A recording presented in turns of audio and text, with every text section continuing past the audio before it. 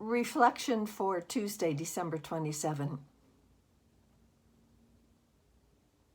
Today, like yesterday, we paused from considering the Christmas narratives, this time to celebrate the Feast of St. John, joining churches in the Anglican Communion and the Lutheran Church, while Eastern Orthodox churches celebrate St. John's feast on September 26. If it were acceptable to admit to having one or more favorite books of the Bible, then I admit my preference for the Gospel of John. And in terms of passages, I guess I would choose, among others, today's reading. We might want to review this Gospel using imaginative prayer, placing ourselves in the scene and resting there. We can imagine Mary Magdalene running to Peter, just having come from finding the tomb empty. Is she breathless? What might her emotions be? Excitement, but also perhaps panic or fear that someone has robbed the tomb. Confusion, as she says, "We do not know where they put him." And consider the reactions of Peter and the other disciple as they hear what Mary is saying. We can picture all of them running to the tomb.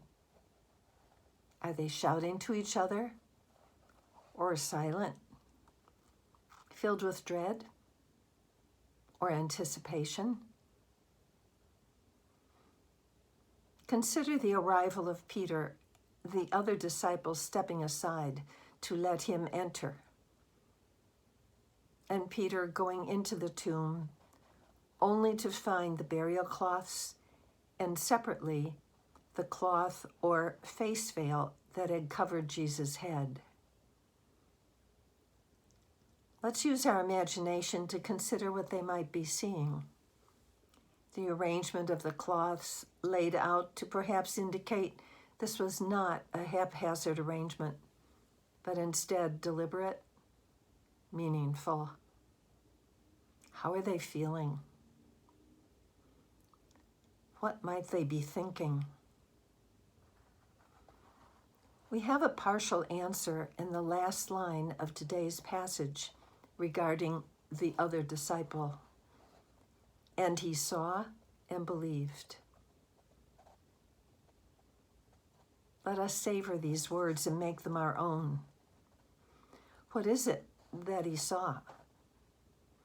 An empty tomb, burial cloths, and a face cloth. And what is it that he believed? These are some of my favorite words that I seek to make my own. What believed? All of the person and deeds that were Jesus the man, no longer lying dead in the tomb, but rather, as he will soon come to see and record in the following verses of this gospel chapter, the glorified Jesus, risen, alive. What else believed? All that Jesus had promised, all that underlay his words and works throughout his lifetime, concluding at that moment with belief in the divinity of the human Jesus, whom this beloved disciple had known. And more importantly, he believed when he saw the face veil and the burial cloths, even before the risen Jesus' post-resurrection appearances to his disciples. We have one of the most powerful statements of this belief in the first chapter of John's Gospel, read on Christmas Day.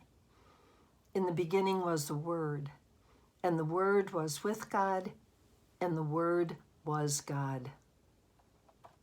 A statement of such sweeping breadth and depth that it will take a lifetime and more to comprehend and make our own. He saw and believed. And we, unlike John's statement in today's first reading, that is, what was from the beginning what we have heard, what we have seen with our eyes, what we looked upon and touched with our hands concerns the word of life. Unlike that statement, we can only take John's testament to seeing, for we have not seen with our own eyes. But we are given the invitation to believe. Belief, which we consider as both gift and choice. Gift, in that our human understanding alone cannot penetrate the mystery of the Incarnation which we celebrate this week. The mystery, as our first reading says, of our fellowship with the Father and with his Son, Jesus Christ. And choice, in that we can choose to believe, to have faith, despite our poor understanding, or not. Let us today, in the spirit of John, ask for the grace of an ever-deepening belief, so that, like John, our joy may be complete. May you and I continue to relish the graces available to us throughout this Christmas season.